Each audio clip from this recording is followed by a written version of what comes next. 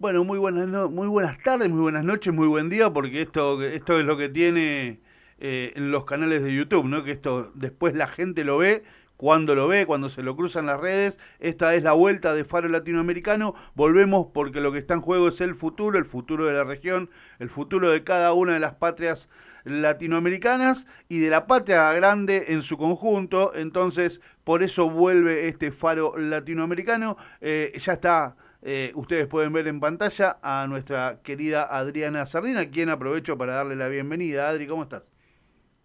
Gracias, Gustavo. Muchas gracias.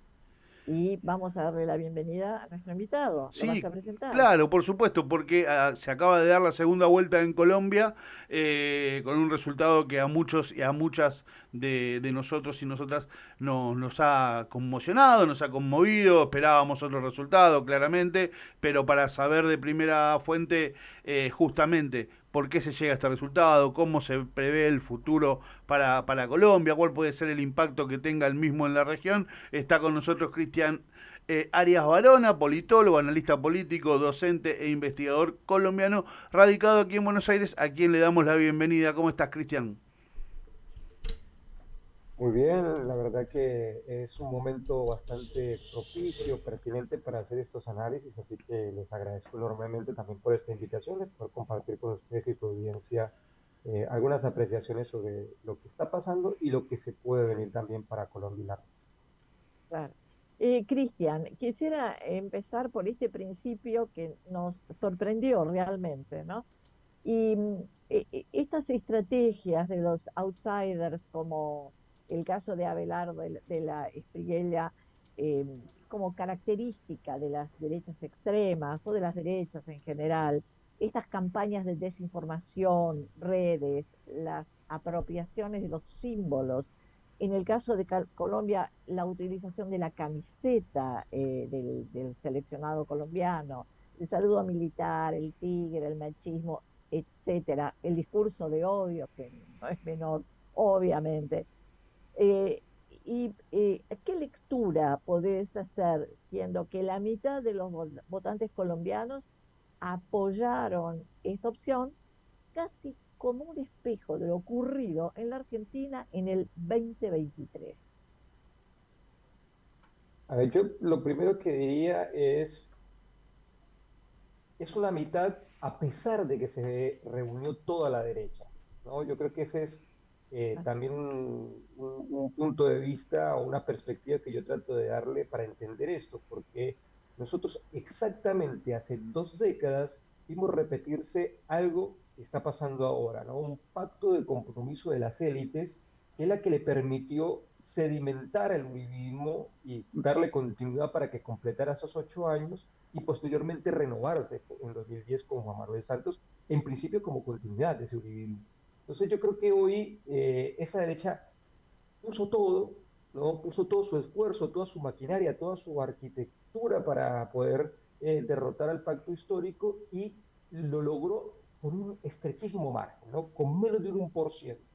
Y yo creo que eso también es importante observarlo porque de verdad hay algo que está cambiando generacionalmente, incluso porque ahora voy a advertir algunas conclusiones de lo que yo observo de resultados, sobre todo de la elección, pero yo creo que con este panorama ya tenemos más bien un espacio de competencia política que trastoca, digamos, o que obstaculiza los proyectos de dominación que están tratando de instaurarse, no solamente en Colombia, sino en la región. Y pensemos que Colombia es un país que había sido administrado por las élites hasta el 2022. O sea, la rareza fue el gobierno de Gustavo Petro, no esta. Digo, y en ese sentido creo que eso nos habilita a una reflexión bastante interesante, bastante potente, por lo menos de perspectiva de futuro. ¿Y por qué lo digo de esta manera como un poco optimista a pesar del resultado? No solamente para llamar a que nos mantengamos en movilización y nos mantengamos, por supuesto, en un plano de alerta, sino porque el resultado nos muestra tres cosas, ¿no? O un mapa de Colombia en tres escalas. En una escala territorial, vamos a ver que las periferias de Colombia están con el proyecto de Iván Cepeda, con el proyecto de Petro, y el centro del país, salvo Bogotá, ¿no? La región andina, está por Abelardo de la Espriella. Eso nos dice dos cosas, ¿no? Que las personas o las poblaciones que han sufrido históricamente la marginalidad, que han sufrido los altos niveles de desigualdad, el despojo de tierras, la violencia paramilitar, etcétera, son los que están reclamando que se dé continuidad a las políticas que se iniciaron en este gobierno. Y entre otras cosas, que se desmantele el neoliberalismo y se cumpla la implementación del acuerdo de paz, que ya este año cumple una década. Entonces, ese es un primer mapa que tenemos. El segundo mapa que nos aparece es el de un clivaje de clases, ¿no? Los sectores de medianos y grandes propietarios, de empresarios, etcétera, son los que se volcaron por Abelardo de la Espriella, mientras que los sectores trabajadores, los sectores del campo y la ciudad, fundamentalmente de los sectores populares, son los que votaron por el proyecto de continuidad del pacto histórico. Y en el tercer nivel yo creo que aparece un clivaje etario, y ahí también está partido el país en medio, ¿no? Entre jóvenes y mayores. ¿Mm?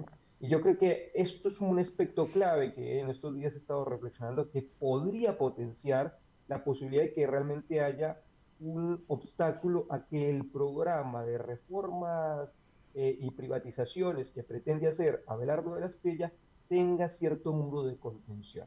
Entonces, en ese mapa yo creo que observo que hay algo bastante interesante con la dinámica que se puede venir para los años, incluso para el próximo año, donde van a haber elecciones territoriales. Yo creo que el tercer round de esta contienda va a estar en octubre del 2027 en las elecciones de alcaldes y gobernadores. Yo con ese mapa, yo con ese panorama de esas tres escalas puedo dar cuenta de que hay algo que también está cambiando y que sigue en disputa sobre todo.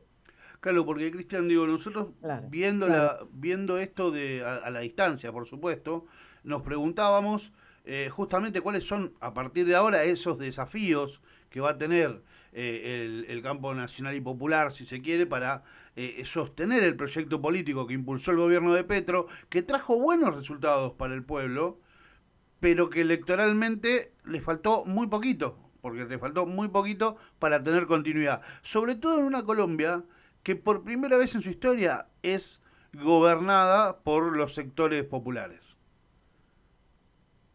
A ver, yo creo que el primer desafío que se impone ahora, siendo ya el pacto histórico oposición, es que es a su vez la primera fuerza política, ¿no? Recordemos que en las elecciones del 8 de marzo el pacto histórico logró las mayores Sí, claro. votaciones, ¿no? Y eso también es histórico para la izquierda colombiana y es histórico para la derecha, que es la primera vez que la derecha se va a tener que enfrentar con un Congreso donde la primera minoría la tiene la izquierda, o la tienen los sectores progresistas, democráticos, etcétera. Y eso va a ser muy importante porque eso puede determinar también que sea otro espacio de contención del intento de reformas. Obviamente que esto está en hipótesis, ¿no? Yo creo que hay una hipótesis o dos escenarios que pueden estar entre estas hipótesis de los desafíos.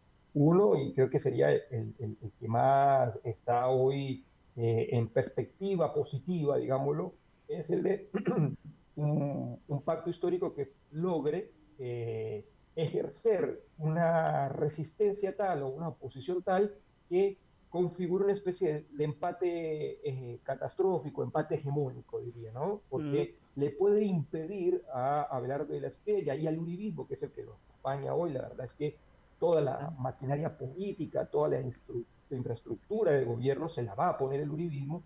Eh, no logre recomponer una hegemonía. Si la tuvo Álvaro Uribe, lo que yo decía al principio.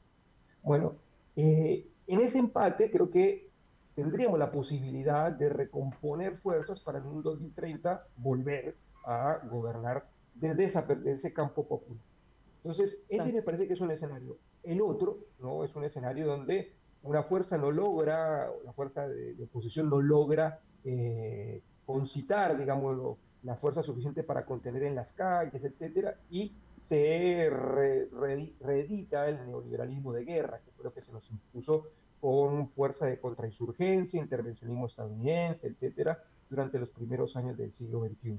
Ese me parece que es el gran desafío, poder con mantener a la calle activa, mantener a la juventud vigorosa, que es la que más salió a defender este proyecto y este programa, sobre todo en la segunda vuelta, para que realmente haya un espacio de contención, ¿no?, a ese ciclo que es el que intentan imponer estas nuevas derechas que además están bastante bien alineadas a nivel internacional, y creo que ese también es otro desafío. ¿Cómo, desde una perspectiva de oposición, logra avanzar Colombia también en esas articulaciones internacionales donde Perú, Ecuador, Argentina, Chile, Bolivia tienen hoy campos de oposición que necesitan reeditar un proyecto regional? Porque lo que nosotros y nosotros hace una década y media reconocíamos claramente como un proyecto integrador de Patria Grande se ha perdido en este momento.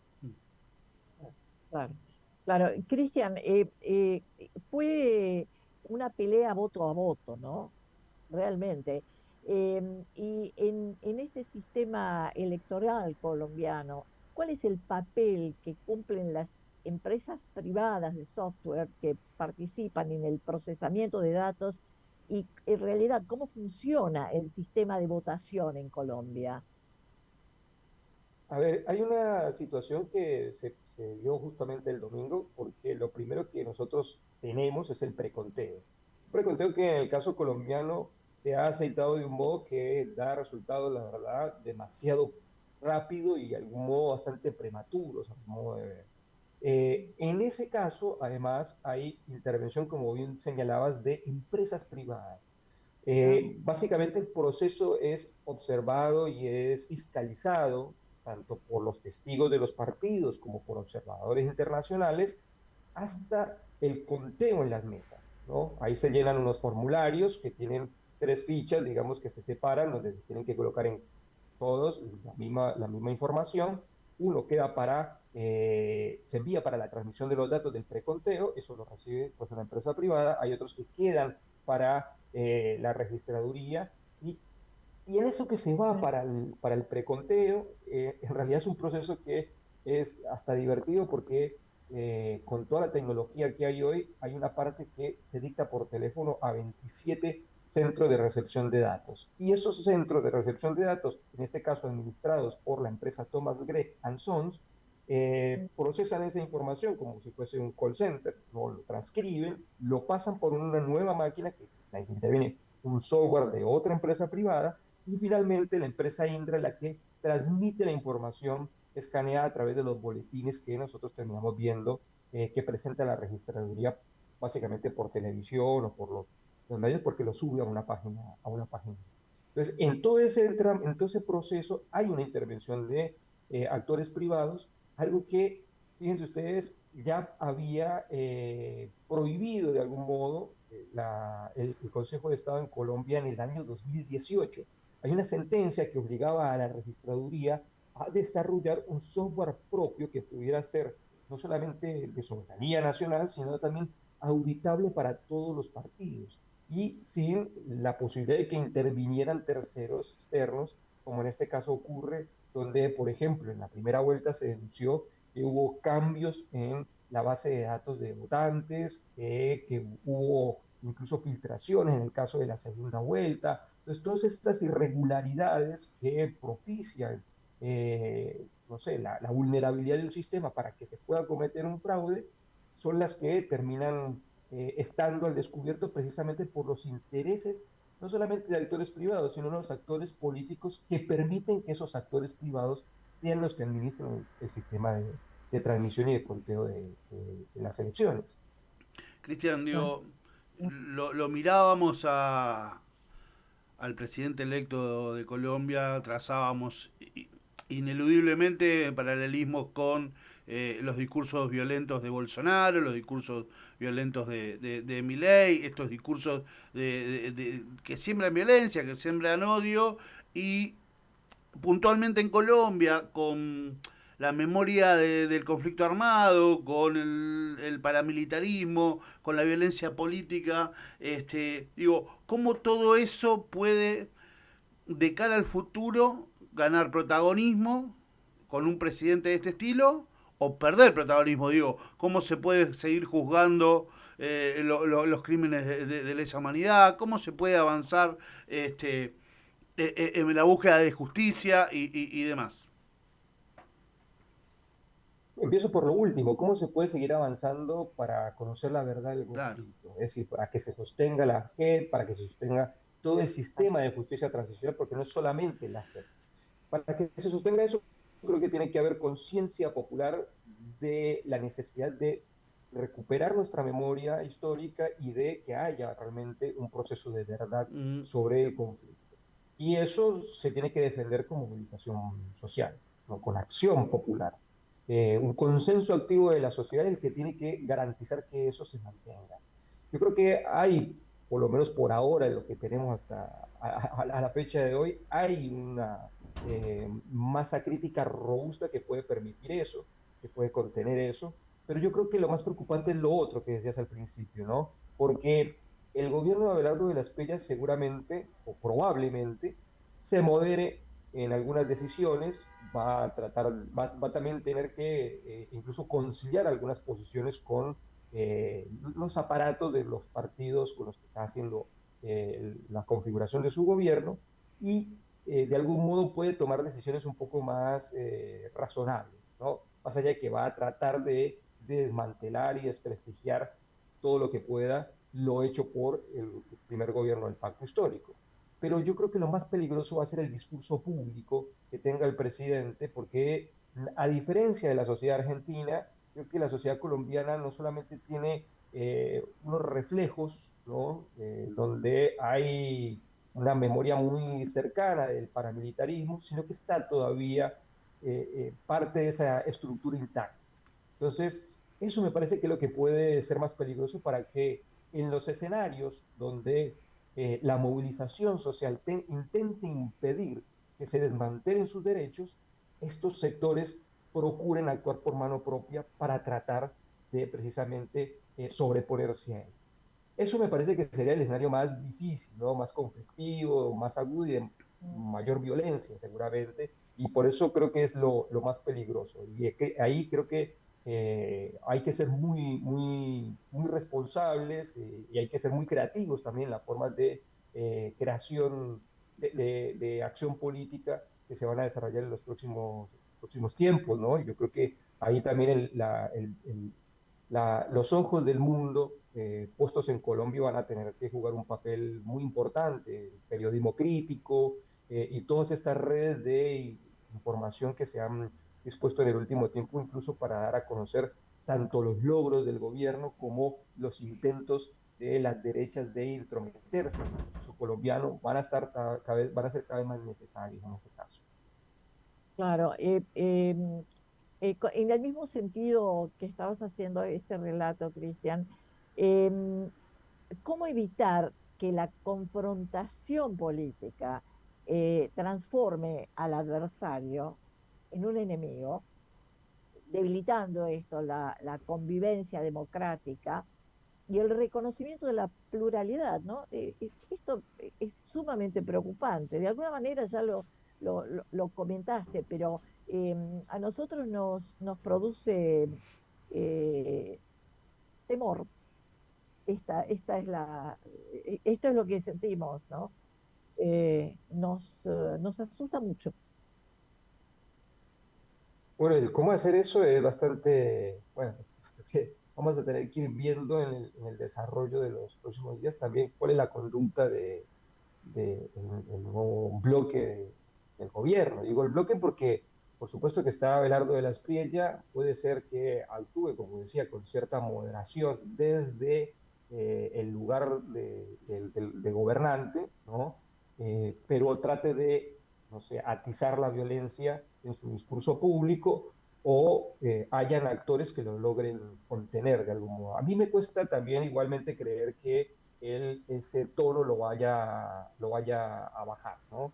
Porque desafortunadamente el esquema que intenta repetirse es el esquema de Argentina, el esquema de Javier Milei, el esquema del mismo Donald Trump, Mm, donde vociferar de esa manera es lo que les también da resultado porque es una lógica disruptiva, es una lógica de fuerza, una lógica que estimula las emociones de sus propios seguidores, y eso en el caso colombiano me parece que, vuelvo y digo, desafortunadamente eh, activa unos dispositivos que son demasiado, eh, sí, violentos, para ser muy claro. Entonces, el Sí. mayor temor está en eso, cómo se pueda Claro, activar eso. Cómo desarmar al paramilitarismo? Yo creo que la movilización social, eh, un poco sin miedo, ¿no? Sin miedo a la verdad, sin miedo a confrontar con los instrumentos de la mismo dispositivos democráticos, son los que pueden realmente garantizar que eso se sostenga. El problema es si el miedo cunde y desmoviliza, ¿no? Y ahí es donde me Ujú. parece que el paramilitarismo históricamente ha tratado de jugar como bueno, un desmovilizador, ¿no? Un desmoralizador además, para que con el miedo y el terror logre imponer su modelo. Eso me claro. parece que es lo más preocupante, pero insisto, creo que ya lo vimos en 2021, ¿no? El militarismo y el paramilitarismo no pudieron desmovilizar a una juventud que se volcó a las calles con demandas muy concretas, muy a flor de piel de su vida cotidiana, y estuvieron entre abril y julio dando una batalla estoica por la dignidad, diría yo. Ni siquiera era un programa de cambios demasiado profundos, era por la dignidad, por el poder vivir bien en Colombia, y creo que eso está presente en la memoria popular todavía. Cristian, Eh, nosotros eh, te... Sí, perdón. Perdón, quería hacer simplemente una intervención. Nosotros vimos como la juventud, la juventud básicamente, se puso al hombro esta segunda parte de la campaña y fue realmente muy emocionante, ¿no? Ujú. La creatividad que usó Sí. en este último tramo, ¿no? Quería comentar esto nada más. Digo, nosotros tenemos instalado aquí a Peter Thiel y uno cuando analiza el mapa de la región se pregunta si no tenemos que preocuparnos por un plan Cóndor 2.0. No sé cómo lo vivencias. Sí, yo diría ya 3.0. Sí, Esto claro. está a una escala mucho más sofisticada. Creo que precisamente el personaje del que estás haciendo referencia encarna un nuevo paradigma Ujú. de no solamente de la vigilancia, el militarismo, sino también de la política. Creo que eso es un personaje que condensa en un proyecto político que es el neorreaccionario, algo que se está llevando, el modo en el que Estados Unidos está conduciendo la transición geopolítica que estamos experimentando, ¿no? Eh, Peter Thiel y la PayPal Mafia, como algunos la han estudiado más comúnmente, es Ujú. la que está sosteniendo hoy el gobierno de Donald Donald Trump, Trump, ¿no? sí, claro. El, el vicepresidente J.D. Vance fue formado precisamente por los círculos patrocinados por Peter Thiel. Es un tipo que, digamos, se referencia en Curtis Yarvin y toda esa teoría de la ilustración oscura. Y Ujú. creo que ahí hay un grave desafío en poder develar, y me parece que en Argentina está siendo cada vez, por lo menos, más claro cómo caracterizar a ese adversario, pero en Colombia todavía creo que hace falta, ¿no? Hay que empezar a desenmascararlo. Y es muy importante esto porque esa coordinación regional que está aconteciendo tiene esos tentáculos en estas redes. La Sí, nueva claro. derecha o la derecha alternativa, como le llaman en los Ujú. mismos Estados Unidos, es la que está con este proyecto y la que está patrocinando a estos famosos outsiders, Sí, ¿no? claro. Pero ¿por qué? Se preguntaría uno, ¿por qué un outsider? ¿Por qué si tenemos un partido como el Centro Democrático, una figura como Uribe, una tradición política de las derechas colombianas, no se apostó por eso? Yo tengo una hipótesis, y es que se apostó por personajes con esas características, no solamente por su excentricidad y su capacidad de generar ánimos y emociones en la sociedad, sino porque son personajes que pueden ser manejables. Es decir, no Sí, tienen que claro. rendirle cuenta a una estructura política. Sí, Lo claro. mismo pasaba con Javier Milei. Sí, Llegó sin partido y luego aparece en otro con un partido prestado. sí, claro. Esas cuestiones también creo que alimentan la posibilidad de que los conductores políticos tras bambalinas puedan manejar eso. Y hay otra cuestión que por ahí estaría por verse, y es si estos personajes no vienen también a generar disrupciones políticas que aceleren un cambio, ¿no? Y que de algún modo jueguen a una política de la antipolítica, que pasados 4, 8 años terminan siendo un factor descartable también para la opinión pública que va a decir, bueno, ni los políticos de antes, ni estos outsiders que aparecieron a renovar la política me representan y todos son lo mismo. ¿Qué queda entonces como alternativa? La propuesta política que tiene Peter Thiel, Combo, ¿no? La de una tecnocracia Sí, sí, claro. autoritaria basada en la élite corporativa y con decisiones tomadas a través de la inteligencia artificial. Tendremos muchos desafíos por delante. Este va a seguir siendo un año clave. No nos olvidemos que hay elecciones en Estados Unidos a fin de año. Vamos a seguir con este faro latinoamericano, construyendo conciencia en la patria grande, aportando el granito de arena que podemos aportar desde la comunicación. Gracias, Cristian, por haberte sumado a esta vuelta del faro latinoamericano y esperemos que las próximas oportunidades que tengamos para charlar sean con noticias más agradables para el campo nacional y popular de toda nuestra patria grande. Adriana, Bueno, muchísimas gracias a usted por la invitación y a plena disposición para seguir acompañando estas reflexiones. muchas gracias, Bueno, Cristian. Gracias, Adri. gracias, gracias Gustavo y gracias Cristian, por supuesto. Para la próxima ya anunciamos que vamos a estar seguramente metiéndonos con las elecciones de Perú, quizás con algún viejo conocido de este faro latinoamericano como Yuri Castro o con algún colega, pero vamos a estar también metiéndonos en Perú porque, bueno, el momento así lo amerita. Nos vemos la próxima.